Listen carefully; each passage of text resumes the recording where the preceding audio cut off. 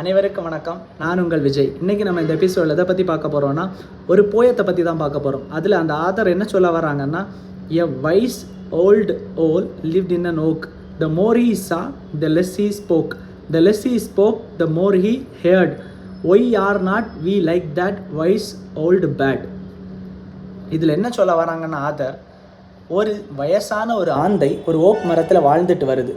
அது நிறைய பார்க்குது, ஆனால் கம்மியாக தான் பேசும். அது மாதிரி நிறைய கேட்குது, இருந்தாலும் அது கம்மியாக தான் பேசும். ஏன் நம்மெல்லாம் இந்த மனிதர்கள் எல்லாம் ஏன் இப்படி இருக்காங்க, இந்த ஆந்தை மாதிரி ஏன் நம்மளால் இருக்க முடியலைன்னு ஒரு கொஸ்டின் மார்க்கை எழுப்புறாரு இந்த இடத்துல. ஆமாங்க, நிறைய சமயங்களில் நாம் இதை மாதிரி இருக்க முடியலை. பிறர் சொல்லும்போது நாம் அதை காது கொடுத்து கேட்கக்கூட நம்மகிட்ட நேரம் இல்லை.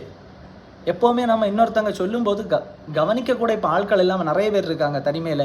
இன்னொருத்தவங்க சொல்கிறத கேட்க கூட ஆள் இல்லை.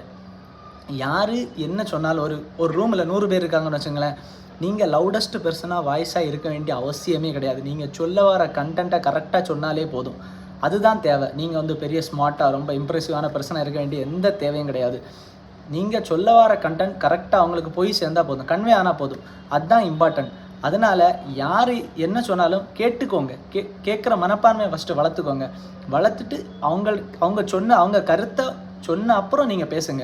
நீங்கள் உங்கள் கருத்தை மட்டும் இன்னொருத்தவங்க மேலே திணிச்சிட்டே இருக்காதீங்க. அதுதான் இந்த ஆதர் சொல்ல வராரு. எல்லாருடைய கருத்துக்களையும் கேளுங்க, எல்லாத்தையும் பாருங்கள். பட் எங்கே பேசணுமோ அங்கே மட்டும் தெளிவாக பேசுங்க. தேவையில்லாமல் எந்த இடத்துலையும் பேசி எந்த பிரச்சனைக்கும் ஆளாகாதீங்க. அப்படி தான் அதை பற்றி தான் சொல்ல வராரு.